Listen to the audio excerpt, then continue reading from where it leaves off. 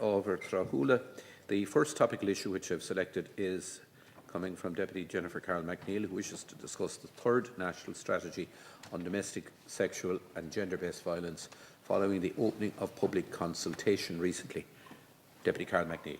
Thank you, Ceann Comhairle. It is an important conversation for public consultation. Next week is International Women's Day, and today the Special Oireachtas Committee on Gender Equality began its work with public hearings to advance the recommendations of the Citizens' Assembly.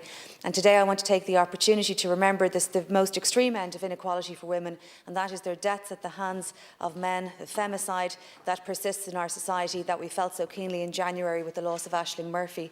And at that stage I said that I would put on the record of the Dáil the names of the women throughout the year who had lost their lives over the past 27 years. And today I'd like to take the opportunity in my topical issue, Ceann Comhairle, to read into the record of the Dáil the names of the 17 women and who lost their lives in the February's going back over the 27 years, and the 15 women who lost their lives in March going back over the 27 years.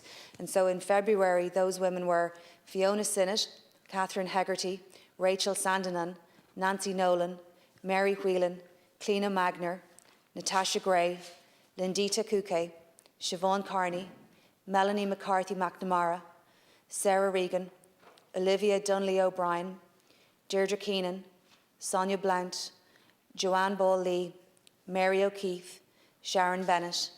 And I also want to mention Mary Green and Ciara Breen, who went missing on the same day 14 years apart and whom have never been found.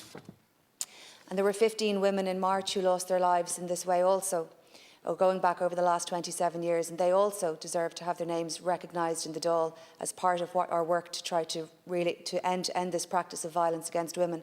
And the women in March who died were Mary Malumbi, Sandra Tobin, Mary Callanan, Sylvia Shields, Leila Brennan, Louis Quing, Joan Power, Rosie Collison, Celia Bailey, Katsina Borvek, Noreen Kelly-Eden, Deirdre McCarthy, Mary Dargan, Nicola Collins, Cathy Ward. All of these women were voiceless in the violence that occurred against them. They were voiceless in their deaths. They were voiceless in the manner of their reporting of their death and how they were handled and their stories were handled by media afterwards. They were voiceless in the legacy that was left behind them, in what had happened to their families. All of this happened without any of their consent, and all of it happened to them. And I want to continue to take the opportunity to give them the dignity of their names read into the Dáil, even if we can do nothing to give them their voices back. And so the work of the third strategy on gender and sexual violence is so important, and it is so welcome that it is now at the stage of open to being public consultation. We might take that, or I've seen that there's been criticism of that delaying the strategy, but actually I believe it's so important, because if we cannot have the input of society into the strategy at this time prior to its finalisation, then it isn't going to be as effective as it has the opportunity to be. We saw across Ireland the hundreds of thousands of people who expressed a view on violence against women, who came out and stood in solidarity with the family of Aisling Murphy, and we need to continue that work and not forget it. At the time, it was a big issue here in the Dáil. It was a big event on media. There was a lot of coverage. But as we said then, it's about not letting it go. It's about not dropping it. It's about following it up consistently, raising it consistently, so that it is not another death of a woman that is on the cover pages for a week and falls away afterwards. And so I take the opportunity to ask you, Minister, on behalf of the Government, for an update on that for the Dáil. Thank you.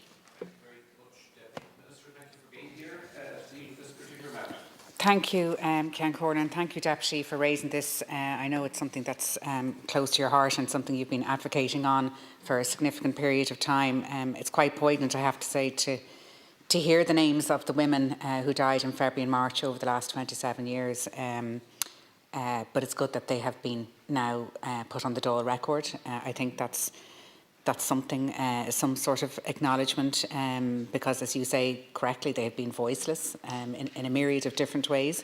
And I also agree with you that following Aisling Murphy's death in particular, we have to keep the momentum and we have to keep raising this matter in the Dáil. So I very much welcome the fact that you're bringing this topical issue here today. And I know that the Minister for Justice would like to assure you that she is committed to tackling domestic, sexual and gender-based violence in all its forms, and to ensure that people, particularly women, and vulnerable people feel safe and are safe in our communities. And as the Deputy will know, Minister McEntee, along with Minister O'Gorman, commissioned an independent audit of how responsibility for domestic sexual and gender-based violence is segmented across government. And separately, TUSLA conducted a review of accommodation services for victims of domestic sexual and gender-based violence. And both of these audits were carried out with a view to determining what efficiencies and improvements need to be introduced to how we manage DSGBV responses and services. And on foot of these audits and following extensive consultation with the Minister for Children, it has been agreed that the Department of Justice will now have responsibility for service provision for domestic sexual and gender-based violence, while also continuing to lead on policy in this area.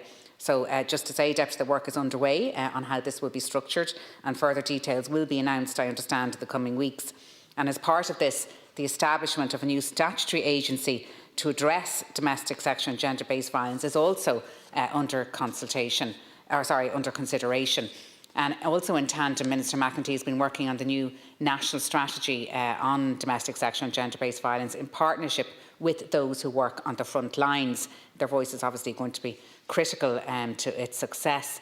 And this is to ensure that the new strategy is targeted, is comprehensive and effective, and most importantly, that it's victim-centred.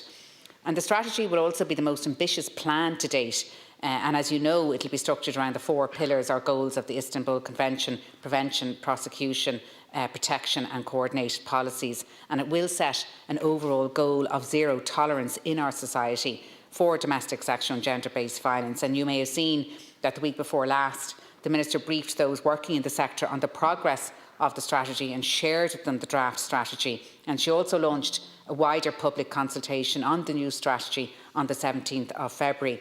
And that public consultation is in the form of an online survey which asks people's views on domestic sexual and gender-based violence and what they would like to see in the new strategy. For example, it asks what people think the emphasis of the strategy should be, how we can improve supports for victims, how we can better educate our young people, and how we can change attitudes across society.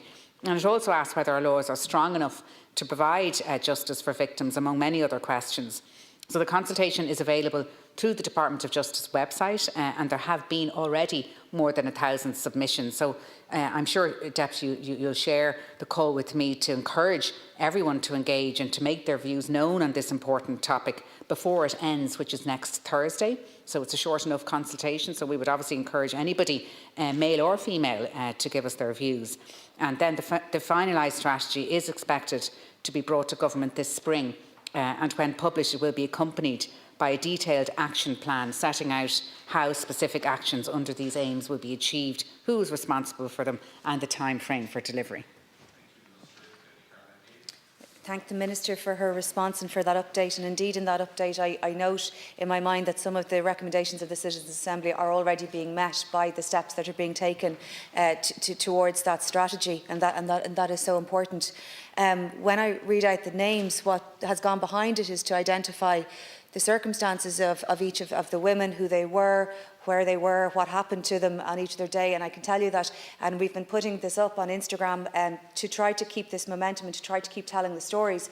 I can tell you actually, for my staff, for the people who work around me, it's a deeply distressing thing every day. And it's not that we regret beginning it, it's just to acknowledge that it takes an emotional toll, even for us as far removed as we are, where we're trying to keep telling the stories of the women and the families. And I've named 32 women there, each of whom has a family who is without that woman yet today over the past 27 years. And one of the things that happened at the end of January was there was a walk with the family of Uran Setseg Serengeorge from where she worked in the IFSC to her home in Dublin 1, just off Talbot Street.